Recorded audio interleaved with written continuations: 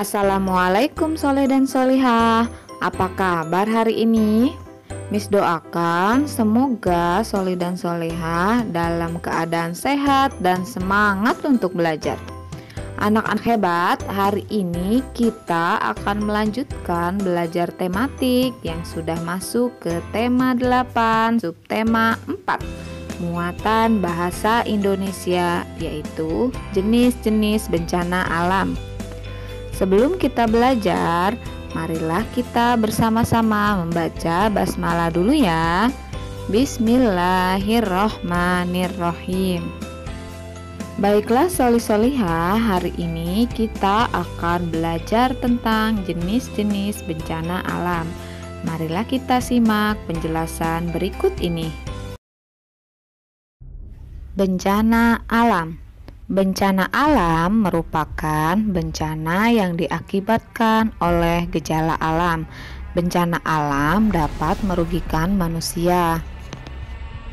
Penyebab bencana alam.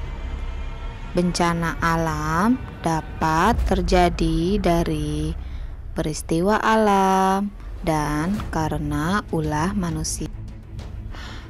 Bencana dari peristiwa alam. Anak Solih dan Solihah, alam terkadang mengalami suatu perubahan atau kejadian besar secara mendadak. Hal ini memunculkan suatu bencana yang dapat dialami oleh umat manusia. Contoh jenis-jenis bencana alam. Yang pertama adalah gunung meletus. Pada saat gunung meletus, gunung akan mengeluarkan lava panas dan menyemburkan batu-batu serta gas ke udara. Yang kedua, gempa bumi. Pada saat tanah dan bangunan berguncang kuat, kemudian bangunan hancur serta tanah retak. Yang ketiga, tsunami. Pada saat terjadi tsunami, gelombang laut akan meninggi dan terjadi gempa serta banjir bandang di daratan. Kekeringan. Kekeringan merupakan suatu peristiwa yang terjadi pada musim kemarau panjang melanda sehingga mengalami kekurangan air. Dan yang terakhir adalah angin topan. Pada saat terjadi angin topan, angin bertiup dan berputar kencang. Kemudian bangunan akan hancur tertiup angin. Bencana karena ulah manusia.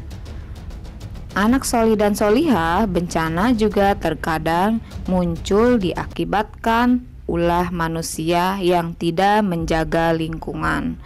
Contohnya, tanah longsor. Tanah longsor terjadi akibat ulah manusia menebang pohon hingga hutan gundul. Banjir. Banjir dapat terjadi akibat ulah manusia membuang sampah sembarangan dan sedikitnya tanah untuk resapan air. Tematik tema 8, subtema 4, muatan PPKN. Macam-macam bentuk kerjasama. Anakku yang soleh dan solehah, kita perhatikan teks berikut ini ya.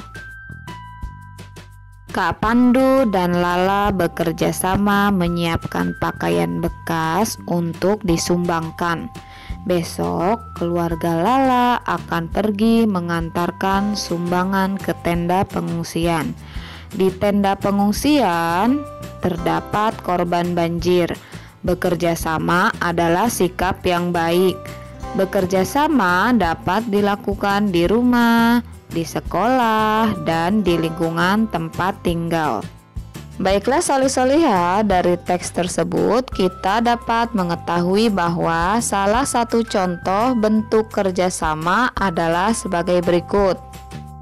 1. Bekerja sama menyiapkan pakaian bekas untuk disumbangkan. 2. Bekerja sama mengantarkan sumbangan ke tenda pengungsian. 3. Bekerja sama memberikan bantuan untuk korban banjir. Demikianlah materi pembelajaran tematik muatan bahasa Indonesia dan PPKN hari ini. Semoga bermanfaat dan menambah ilmu wawasan kita. Mari kita akhiri pembelajaran hari ini dengan mengucap hamdalah. Alhamdulillahirabbil alamin. Terima kasih solih-solihah. Wassalamualaikum warahmatullahi wabarakatuh.